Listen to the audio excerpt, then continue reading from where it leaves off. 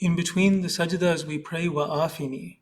And afia has the meaning of health or soundness, and safety or security. Then also it means God's defense of man from disease and from trial, or freedom from evil. So the main meaning of this prayer of wa afini is that we pray to Allah Almighty for health and for security.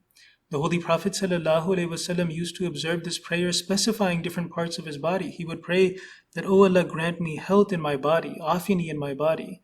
And also he would pray, "O Allah, grant me health in my hearing. And O Allah, afini, grant me health in my eyesight."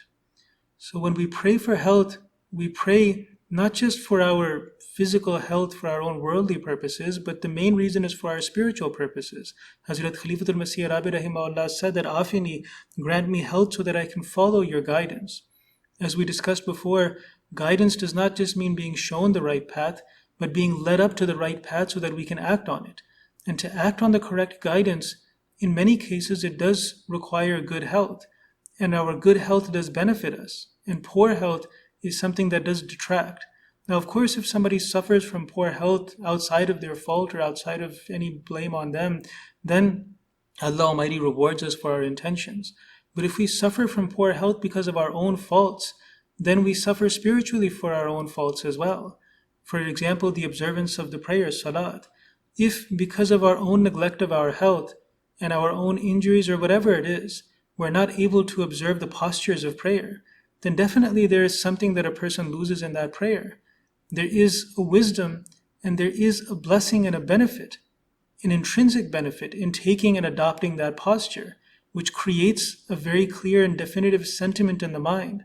Now, if a person becomes physically incapable of doing sajda, prostration on the ground, then while he may be able to do a symbol of that prostration while sitting in a chair observing prayer, but he will be to an extent deprived of that particular feeling, of that posture, and of the effect that it creates on the soul and on the mind. So in this way, a person's health and poor health can deprive them of their ability to act, and that does make a slight difference. Fasting also is an example of this. A person who, because of his poor health, is not able to fast, although he tries to take part in Ramadan to the extent that he can, but he definitely would feel that he is missing out on the full experience of Ramadan. So there also our health and our poor health can detract from our ability to act fully on the teachings of Islam that we want to and gain the full benefit that we can from them. So we should pray that Allah Almighty grant us health, that as long as we can remain healthy, that we act on these teachings of Islam and benefit from them. And then naturally when the human body with old age begins to deteriorate, then those years of having acted on the teachings of Islam and good health will become a source of blessings for us in our old age as well, when we are not able to fully act on all of those teachings.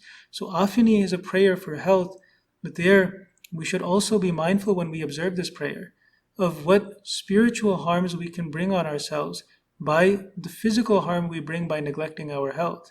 So good health is important in being able to act on and practice the guidance which Allah Ta'ala has given us in Islam.